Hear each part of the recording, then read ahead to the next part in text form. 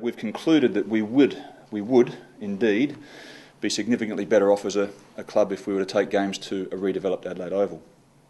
I'll just walk you through a bit of context about that. It's taken a little bit of time, and these are not the grabbable bits, boys, so I don't know if you want to turn off, but it's taken us a little bit of time to get there. As I've explained to you guys before, complex issue, Adelaide Oval as its own issue, be it car parking, membership modelling, financials, design. It's all taken a lot of time. But what's taken a fair bit of time for us is our tenure here at AAMI. That's been a really key one for us. And a 25-year master plan, okay, if games go to Adelaide Oval, we know what we're getting there, and I'll walk you through that in a second. What does it look like if we stay here? And well, I've really only seriously got some concrete answers on that in the last few days. And so probably we've held things up a little bit. The combined football announcement today is on the back of the fact that we've just been able to get ourselves to a position where we know what we're doing here. So it's taken some time, and we've arrived at a point just in the last few days where we've concluded as a club, and the message to all of our members is that we are set to be significantly better off at a redeveloped Adelaide Oval if in fact it happens. There are two things, guys, that we've said from day one. The first one is that we must be significantly better off as a club if we're to support a move to Adelaide Oval. And I'll walk you through that in a moment as to why we've reached that conclusion. There's a 4-page letter in the hands of members today. I'm not going to talk you through that. It's up there on the website, I think, David, you can read it. But I'll summarise it. The second thing that we've said is that to stay at AAMI and to do nothing to AAMI in terms of capital improvement is just not an option. To stay at AAMI and do nothing to AAMI is not an option. And it's been made abundantly clear time and time again that there is no money for AAMI Stadium. So we've had to deal. How are we significantly better off? The punchline for us is this. There are several ways that the Adelaide Football Club is set to be better off by a move to a redeveloped Adelaide Oval.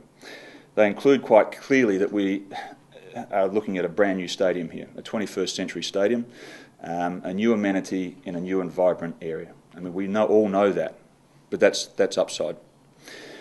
We can assure every member who has a ticket, is a ticketed member in the year before moving, that there's a seat for them up there and an enhanced capacity, a capacity that is a bit more than we have at AAMI Stadium. So we can assure all of our members of that. We can put more members under cover, about 30% more members under cover. It is such a critical issue for the marketplace into the future. We have more and better corporate inventory, significantly better corporate product. More of it, better product mix, greater financial return, better uplift. We have an after-match facility which was a non-negotiable for us, akin to our shed. The facility above us is the shed and will always remain the shed. But a version of that at Adelaide Oval was critical for us. Not only do we have it replicated there as a multi-purpose venue, we have what we think are 2 venues that will hold over 2,000 people in that precinct. And you guys will look at some plans and see at the southern end, at the mid-level, there's a 3,000 person standing facility. The nitty-gritty of it is this, is that we've modelled up a financial benefit to our club in excess of $3.5 million net. We have a commitment from the SANFL to go to Adelaide Oval debt-free, and today that debt is nudging $3 million against the Westpac Centre. We have a situation where we are significantly better off because we envisage staying here at AAMI and running the club, administering the club, training, and running the commercial aspect of the Westpac Centre for the foreseeable future. We'll keep having a look at that, but for the foreseeable future, this is our home, beyond a move to Adelaide Oval should it happen. And we stay here under those circumstances, rent-free, lease-free, licence-free, better place, as in financially in a better place. The SANFL have committed to maintaining AAMI Stadium and its surrounds, so that's covered. So you have this financial benefit in terms of the move. You have a significantly enhanced facility. We have a set of conditions here that are financially and practically beneficial to us. And it's only taken until recently to be able to bed some of that down for us to be able to say, yes, we are significantly better off. There are some other key issues in there, guys, that our members, and I'll be talking to them about it tonight, that are important. And they're not necessarily better, but they are important aspects. The car parking in terms of number and location, we're satisfied that our members will be happy with that. We're happy with the access in terms of the football team. 12 months of the year we have access to our own patch there, our own change rooms and facilities and the like. We're happy with the access that we get to the ground during the football season, and we're very happy with the coaching amenities that are there. We're very happy with 7 months of the year being football's access. So all up, it adds up to, as I say, being a situation where we're significantly better off. We've had a divided membership on this, you guys know it. We've got some who are welded to their seats here at AAMI Stadium and don't want to go, haven't wanted to go. I would say to them at the moment that until this point in time, that's a sentiment we perfectly have understood. And the reason we've understood it is because there is an emotional attachment in this game always. There is an emotional attachment by many to AAMI Stadium. However, much of that position until now from those people has been without facts. We now have facts, we now have demonstrable upside, and we're about to talk to a good number of those people upstairs, and the rest have it in their hands out there in their letterboxes and their inboxes. What do you want to ask me? What is the biggest sticking point or the final hurdle to jump in coming to this decision? For us, to this point in time, I think the summary of all that, firstly, is that our club, our organisation, won't be the sole determinant of whether this thing happens or not. What we needed to do was to get to a position where, if it happens, we're in the best possible shape. Because, frankly, we're the organisation that had to give up the most in terms of $25 million of facilities being right next to you where you play your matches. So for us, the short answer to that question is making sure that we are significantly better off in terms of the deal at Adelaide Oval, at the same time as making sure that the final sticking point was the tenure here, and the tenure here was very clearly understood from a financial aspect, from an access aspect, and that was the last part of the puzzle for us. So maintaining training facilities, the ground to be able to train on, things like that was the biggest and I guess the last thing. Well, it was the last thing. It was certainly the last thing. I mean, the biggest thing is in any move is, can your members get a seat? There's a whole range of those things through there. But there's not any one standout in terms of what's on offer there and what needed to be sorted out. What we needed to do was to say, well, there's no point in having this Butte stadium, financial modelling with tremendous upside, and then an unknown left back here at AAMI Stadium. So we needed to sort that out. It was the last part of the puzzle, as I say. That figure you mentioned before, was it $3.5 million? $3.5 million net out of a model. So what is that? Is that revenue or what's That's the benefit to the club? The benefit to the club, bottom line, would be, as the way it's modelled, against 2010 numbers, right, as 2010 baseline, based on a whole range of things of better corporate product, more seats under cover, greater yield across all of your activities. For us, is a minimal uplift of $3 million and more likely upward of $3.5 million. Each year? Year by year net. You also mentioned going debt-free. Yep. On the debt on the Westpac Centre. Yep. So what are the details on that? The details are as simple as this: is we have a commitment from the SANFL to help us eradicate it prior to a move. Whether that move is in 2014 or 2015, there's a commitment to work on it with us. And it's been terrific support because we made a very considerable investment here, and within a very short space of time there was a decision to explore another venue. I think there's an acceptance by the AFL, the SANFL and all parties concerned that there is a sense of responsibility for us to go debt-free. So the SANFL will just absorb that debt? Well, how it happens remains to be seen, but the commitment is there, and our members need to understand it's a really significant upside because interest payments on it and the like. Nobody likes to have that amount of debt. We consciously and strategically took it on, but within those 5 minutes we're contemplating another venue. Well, if you don't mind, we'd like to go debt-free, and there's been a commitment to eradicate it. So when was that agreement reached? That part of the agreement was reached only in recent days, recent weeks. If the members vote against it, Port Adelaide have said they'll ask the government to push on and go against that. And would you do that? Or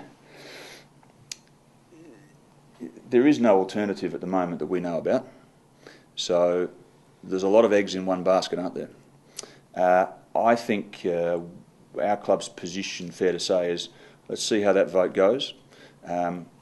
We would make an appeal to our members who happen to be SACA members that if your club is saying that it's significantly better off, right, it's worked through this for well over 12 months now. It has a very clear, hasn't been pushed, has a very clear understanding of significant upside against a backdrop here of declining numbers, a shrinking business. Now, in that context, I'm saying to our members who happen to be SACA members, please have a good think about this. Your footy club is saying that we're significantly better off. I don't think beyond that we can make an assumption to send a message to those members of SACA who aren't our members. I mean, we all have different views about that, but we would be saying to our members who happen to cross over, please have a good think about your vote, and we would say to the others, yeah, have a good think about the vote, because the Adelaide Football Club believes that we can be very good in terms of building the business that is a new Adelaide Oval. How would you feel if the members voted against the plan? How would I feel? I think we've got some problems. Don't you? I think we've got some problems because crowds are declining at Amy. Memberships are on a downward trend. This stadium, I think, has unnecessarily taken a bum rap, and we're here for the next 3 years, which is a separate issue regardless of what happens. But we need a solution to all this. We need a solution. And at the moment, we're only presented with one. So all I'll say is, in answering all of that, is let's just see what happens with the vote. Well, given that you've known that there is no money for Amy, that's been said for a long time, do you think you've been too slow in pouring support into this project? Some of the members might have seen your reluctance to go forward with it, and they may have swayed their opinions already. Do you think you should have got on it a lot earlier? Yeah, well, I would like to have. I would like to have, sorry mate, but the problem with that is, and we could well be accused of not being communicative until now, right? Accept that. But I wasn't going to, blame me, I wasn't prepared to go and talk to members and talk to the public with half-baked information that might change. It's counterproductive. So I think we've held our line to say, when we've got something to say, when we've got a final position, we'll come out and say it. Yeah, I would like that to have been earlier. But as I said, it's taken until very recently to be able to settle. This is a fairly big issue all round, so it's taken until very recently to do it. So the SANFL dragged their feet on that? No, I'm not. No, that wouldn't be fair to them. That wouldn't be fair to them. There have been absolute priorities in terms of governance and structure and access and a whole range of things that, no, there's no criticism there at all. That wouldn't be right. Do you think the government should override the members if they do vote no? I would think that would be everybody's least preferred option. And you know what? This is true. I don't even know. I've been dealing with this for 18 months. And I don't even know what mechanisms are in place for them to be able to act or not act. I really don't. What I do know is that there's a critical vote about the Constitution, not about taking AFL football there, but on their Constitution. And if you're going to ask me next about why we don't vote, it's not a constitutional issue for us, it's a business issue for us. Now you're going to ask me, aren't you? No, I was just saying, given that you're being quite forthright here with saying how troublesome it could be if you aren't able to move, given that, how concerning is it then that effectively your future is in the hands of 20-odd thousand cricket supporters? Yeah, well, it's more than passing interest to us. What else can I say? I mean, it's there's a $500 or $600 million development going on in the CBD. It's pretty impressive, and well, let me rephrase that. It is super impressive in terms of design. It's sitting in amongst $1 billion worth of precinct infrastructure. there's more than a bit riding on it. Regardless of all that, one of our biggest challenges, let's say it gets up, one of our biggest challenges is we're here, just there, for the next 3 years minimum. That's probably an even bigger challenge, because at the moment what happens, and I listen to somebody on radio, I'll find out who it was, somebody on radio after our game, I wasn't feeling all that flash about the result on Saturday night, talking about the yes vote, promoting the yes vote. That's all good, no worries. But you know what happens in the process? This stadium cops an awful bagging. It was a merciless destruction, public destruction of a good stadium. Now it needs work, but today it's a perfectly good stadium. It is getting a bum rap, and the more that happens, the more challenges we've got over the next 3 years here at this stadium. That's as big a concern to me as anything at the moment.